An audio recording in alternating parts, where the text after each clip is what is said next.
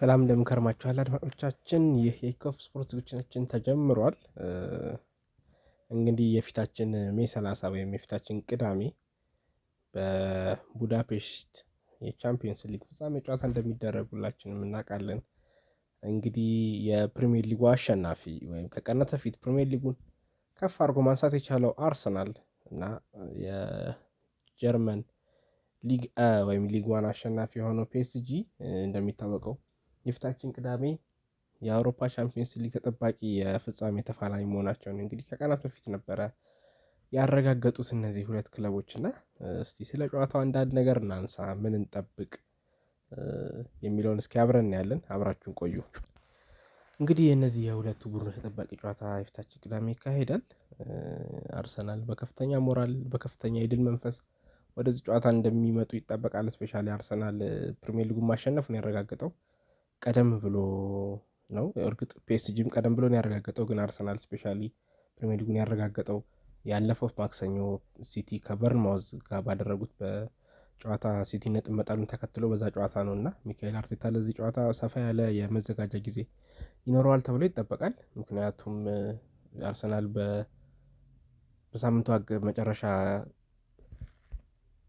ከክሪስታል ፓላስ ጋር ያደረገውን ጨዋታ እንደምናውቀው እጅግ ጠቃሚ የሚባሉ ተጫዋቾችን አሳርፏል። ወሳኝ የሚባሉ ተጫዋቾችን አሳርፏል። እንደነ ዴክላን ራይስ፣ ቡካዮ ሳካ አይነት ተጫዋቾች አልጀመሩም ጨዋታውን፣ አልገቡም ሙሉ ጨዋታውንም። እንደነ ማርቲን ኦዴጋርድ አይነት ተጫዋቾች በተቀያሪ ወንበር ላይ ስናያቸው ነበረ። እንደነ ኤቨርቺ ኤዜ አይነት ለክለቡ ቁልፍ የሆኑ ተጫዋቾች ስፔሻሊ የፈጠራው ረገድ ቁልፍ የሆኑ ተጫዋቾችም ጨዋታውን የጨረሱት ከተቀያሪ ወንበር ተነስተው ነው። እንደነ ዊሊያም ሳሊባ አይነት ተጫዋቾች ደግሞ ጨዋታውን ሙሉ ለሙሉ አልተጫወቱም፣ በስኳድ ውስጥም አልነበሩም ነበርና አርሰናል ጨዋታ ያሉትን ቁልፍ ተጫዋቾች አሳርፎ ነው የገባው። ለዚህ ጨዋታ ሚካኤል አርቴታ በደንብ እየተዘጋጀ እንደነበረ የሚያሳይ ነው። በዛ ላይ ደግሞ ለረጅም ጊዜ ሜዳ ላይ ያላየ ነው የአርሰናል ተጫዋች የሆነው ሚካኤል ሜሪኖ በዛ ጨዋታ ተቀይሮ ገብቶ ጨዋታ ሲያደርግ አይተነዋል። ምናልባት ሚካኤል ሜሪኖ መመለሱ ለአርሰናል ጥሩ ዜና ነው ብዬ አስባለሁ። ከተጫዋቹ ቨርሳቲሊቲ አንጻር ተጫዋቹ በተለያየ ቦታ ይጫወታል። ለአየር ኳስ ስፔሻሊ አርሰናል በዚህ ውድድር ዓመት ከቆሙ ኳሶች እጅግ ብዙ ጥቅሞችና ጎሎችን ሲያገኝ እዚህ ደርሷል እና የእሱ መመለስ አርሰናል በአየር ኳስ ላይ ሶሊድ እንዲሆን ያደርገዋል። ተቀይሮ መግባት ለአርሰናል የተወሰነ ነገር ይጠቅማል ብለን እናስብ። ከዛ በተጨማሪ አሰልጣኝ ሚካኤል አርቴታ ለዚህ ጨዋታ በደንብ እንደተዘጋጀ የሚያስታውቀው ቅድም እንዳወራነው ነው። በጣም ለክለቡ ወሳኝ የሚባሉ ተጫዋቾችን አሳርፏል። ስፔሻሊ አርሰናል በዚህ ውድድር ዓመት ከ60 በላይ ጨዋታዎችን አድርጓል። አይ ቲንክ አሁን የቻምፒየንስ ሊግ ፋይናሉን ሲጫወት 64ኛ ጨዋታውን የሚሆነው በዚህ ውድድር ዓመት እና በአውሮፓ አምስቱ ትላልቅ ሊጎች እንደ አርሰናል ብዙ ደቂቃ የተጫወተ ክለብ የለም እና ከዛም አንጻር የተጫዋቾቹን ደቂቃ ማኔጅ ከማድረግ አንጻር ጉዳትም ከመቀነስ አንጻር ስፔሻሊ የመጨረሻው የክሪስታል ፓላስ ጨዋታ ለክብር የሚደረግ ጨዋታ እንደሆነ ይታወቃል። የመርሃም ግብር ማሟያ የሆነ ጨዋታ ነው እና በዛ ጨዋታ ላይ ወሳኝ ተጫዋቾቹን አስገብቶ ለጉዳትም ሆነ ሪስክ መውሰድ አለመፈለጉ ሚካኤል አርቴታ የሚጠበቅ ውሳኔ ነው። ስፔሻሊ እንደነ ዴክላን ራይስ የቡድኑ ሞተር የሆኑ ተጫዋቾችን ማሳረፉ የሚጠበቅ ነገር ነው። ስፔሻሊ በአርሰናል በኩል እና አርሰናል ለዚህ ጨዋታ በደንብ መዘጋጀቱን ያሳያል። ፒኤስጂ በኩል ስንነሳ ፒኤስጂ እንደሚታወቀው በዚህ ውድድር ዓመት ስፔሻሊ አምናም ጀምሮ ቻምፒየንስ ሊግ ለመጀመሪያ ጊዜ ካነሱ በኋላ በዚህ ውድድር ዓመት እጅግ ድንቅ የሚባል ጊዜን አሳልፈዋል። ቻምፒየንስ ሊግ ላይም በሊጋቸውም አሸናፊ ናቸው። የሊጋቸውን ክብር አንስተዋል። እርግጥ ፒኤስጂ የፈረንሳይ ሊግን ዋንጫ ማንሳት ለፒኤስጂ በዚህ ልክ ተጋኖ የሚወራለት አይነት ነገር አይደለም። እርግጥ ዋንጫ ነው ቢሆንም ግን አርሰናል ከ22 ዓመት በኋላ እንዳሳካው አይደለም የፒኤስጂ። ምክንያቱም ፒኤስጂ ያን ነገር በየአመቱ ሲያደርገው እናያለን።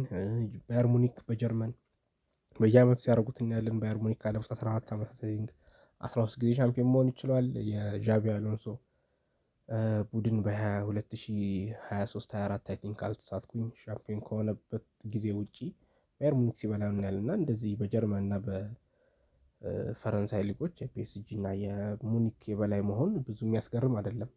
ስለዚህ እንደነ ፒኤስጂ እንደነ ባየር ሙኒክ አይነት ቡድኖች ሞር የሚጠበቁት በሻምፒዮንስ ሊጉ ላይ ነው እና ስፔሻሊ አምና ለመጀመሪያ ጊዜ ፒኤስጂ የአውሮፓ ቻምፒዮን መሆነ በኋላ ስፔሻሊ አሰልጣኝ ሉዊስ ኤንሪኬ እጅግ የሚገርም አሰልጣኝ ነው። እጅግ ታክቲሻን አሰልጣኝ ነው እና አሰልጣኝ ብሩን የቀየረበት መንገድ ስፔሻሊ ከእነ ኪሊያን ምባፔ መልቀቅ በኋላ የነ ሙሳ ዴምበሌ በቡድን ውስጥ እየሰጡት ያለው አገልግሎት ስፔሻሊ ከኳስ ውጪ ፕሬስ የሚያደርጉበት መንገድ፣ የሚጫወቱበት መንገድ፣ ሉዊስ ኤንሪኬ ቡድኑን የያዘበት መንገድ እጅግ አስደናቂ ነው። መልበሻ ክፍልም የተቆጣጠረበት መንገድ እጅግ አስገራሚ ነበር። ምክንያቱም ፒኤስጂ ሜሲ፣ ኔይማር እና ምባፔን ይዞ ሻምፒዮንስ ሊግ መብላት አልቻለም ነበረ። በተጫዋቾች ጥራት ቀጥታ ካወረድነው ማንም ሰው እነዚህን የሶስት የፊት መስመር ተጫዋቾች ይዞ ዋንጫ አልበላም ቢባል የሚገርም ነገር ነው። ግን ፒኤስጂ እነዚህን ሶስት ከዋክብት ይዞ ዋንጫ አልበላም ነበር። በአንጻሩ እንደነ ዱዌ፣ እንደነ ክቫራትስኬሊያ እና እንደነ ደምበሌ አይነት በቡድን መንፈስ የሚጫወቱ ቡድኑ ሲከላከል እንደ ቡድን የሚከላከሉ ሲያጠቁም እንደ ቡድን የሚያጠቁ ተጫዋቾችን ሰብስቦ አምናም ዋንጫ በልቷል።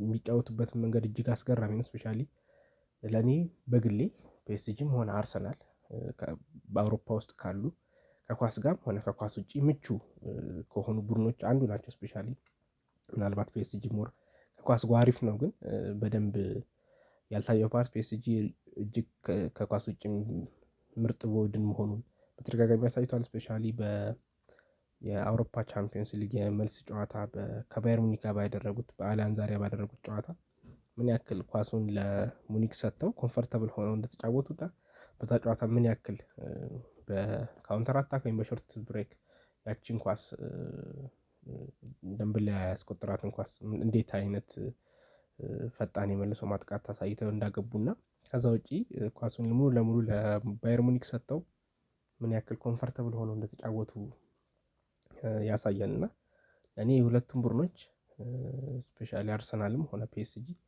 ከኳስ ውጪ እጅግ አስደናቂ ቡድኖች ናቸው። ስፔሻሊ በዘመናዊ ሞደርን ፉትቦል ከኳስ ውጪ የሚደረግ እያንዳንዱ እንቅስቃሴ እጅግ ጠቃሚ ነው። ምክንያቱም ቡድኖች እግር ኳስ ኢቮልቭ እያደረገ ነው እና ከኳስ ጋር ያላቸው እንቅስቃሴ ብቻ አመርቂ አይሆንም። ምክንያቱም ከኳስ ውጪ አንድ ቡድን ኳስ ሲነጠቅ ከኳስ ውጪ የሚኖረው ሬስት ዲፌንስ፣ ኳስ ውጪ የሚኖረው ስትራቴጂ በምን መልኩ ይከላከላል የሚለው እንደ ቡድን ዲፋይን የሚያደርጉት ኮንሰፕቶች እነዚህ ናቸው። ሞደርን ፉትቦል ላይ ዲቴይሎች ናቸው ዋንጫ የሚያመጡት እና ስፔሻሊ አርቴታም ሆነ ሉዊስ ኤንሪኬ ለጥቃቅን ነገሮች ለዲቴይል ነገሮች እጅግ ቦታ ይሰጣሉ። ስፔሻሊ ሚኬል አርቴታ በዚህ ይታወቃል።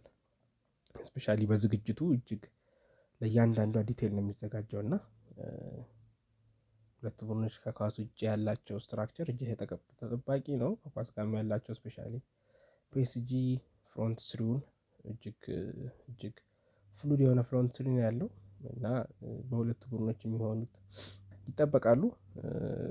ቀጣይ ስለ ታክቲካል እና ቡድኖች እንዴት ይጫወታሉ የሚለውን ደግሞ በቀጣይ እናያለን።